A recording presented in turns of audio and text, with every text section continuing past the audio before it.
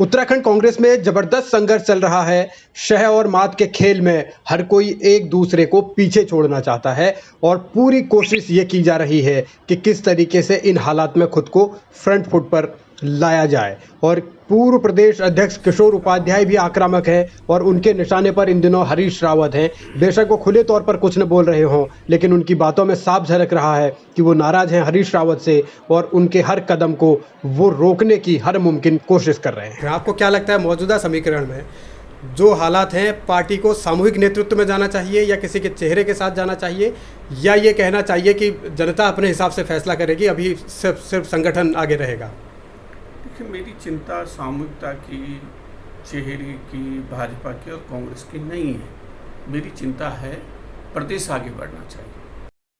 चेहरे और नेतृत्व की परवाह ना करने की बात किशोर उपाध्याय ने अगर कही है तो इसके कई मायने हैं और गंभीर सवाल भी हैं। मायने इस रूप में है क्योंकि किसी ज़माने में किशोर उपाध्याय हरीश रावत के बिल्कुल करीबी माने जाते थे, लेकिन अब दोनों के बीच तल्खी है। और किशोर उपाध्याय तो ये भी चाहते थे कि 2022 में इंदिरा हृदय मुख्यमंत्री बने, यानी हरीश रावत को रोकने के लिए वो इंदिरा के साथ जाने को तैयार थे, लेकिन अब इंदिरा नहीं है तो किशोर किसके साथ जाएंगे, यही सवाल है। इंदिरा हृदय जी हमारे सामने हो सकता था कि पहली जो है नारी शक्ति की प्रतीक बन थी वो, और पहली महिला मुख्यमंत्री होती उत्तराखंड की 22 में, लेकिन अब भाग्य को मंजूर नहीं था, आकस्मिक निधन हो गया। तो इसलिए राजनीति में कब क्या स्थितियाँ पैदा हो जाएं, किसी ने थोड़ी देखा क्या था कि जब विजय बहुगुणा जी मुख्यमंत्री बने कि प्रलयकालीन जो है वो आपदा आएगी और उसमें इस तरह का बचकाना काम करके जो है उनको हटा दिया जाएगा। तो इसलिए राजनीति में कुछ पता नहीं होता है कब क्या स्थिति बनी।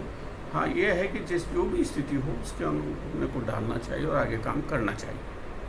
किशोर के शब्दों में, उनकी बातों में नाराज़गी झलकती है, लेकिन सवाल ये है कि अब आगे आने वाले दिनों में क्या होगा, क्योंकि विजय बहुगुणा को हटाए जाने को लेकर भी उन्होंने नाम लिए बिना हरीश रावत पर ही तंज कसा है। और मौजूदा परिस्थितियां यही हैं कि कांग्रेस के दोनों गुट दिल्ली में डेरा जमाए हुए हैं। हालांकि प्रीतम सिंह अब लौट चुके हैं भारी दबाव के बाद, लेकिन ये एक स्थिति है कि आखिर आलाकमान किसके पक्ष में फैसला देगा, किसके पक्ष में नहीं देगा। इसीलिए अभी भी बार्गेनिंग चल रही है या फिर लॉबिंग चल रही है, और सवाल इस बात का है कि आखिर कौन किसके साथ है और कौन किसके साथ नहीं है। इन परिस्थितियों में चुनौतियां ज्यादा हैं। गरीब से लेके मध्यम वर्ग का लोग, राज्य का कर्मचारी, राज्य का बेरोजगार नौजवान हरीश रावत की तरफ देख रहा है कि एक वही व्यक्ति है जिसने उत्तराखंड में अल्प समय में केदारनाथ की आपदा से निपटने के साथ साथ राज्य में उत्तराखंडियत को समृद्ध करने के साथ साथ गांव के कोदा झंगोरा को अंतर्राष्ट्रीय मार्केट देने का काम किया, गांव के गरीब की चिंता की।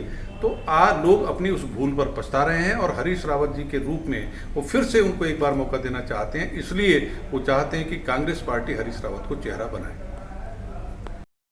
जनता क्या चाहती है, क्या नहीं चाहती, ये तो 2022 में वो साफ कर ही देगी अपने वोट के जरिए। लेकिन फिलहाल जिस तरीके से कांग्रेस में गुटबाजी चल रही है, किशोर उपाध्याय तल्खी दिखा रहे हैं और दूसरे गुट लगातार आपस में उलझे हुए हैं, तो ये साफ है कि हरीश रावत के सामने बहुत बड़ी चुनौती है। सबसे पहले अपने पुराने साथियों को साथ लाने की और फिर नए समीकरण बनाने की, मगर वो क्या कर पाएंगे, क्या नहीं कर पाएंगे, अभी इस पर उलझन बनी हुई है।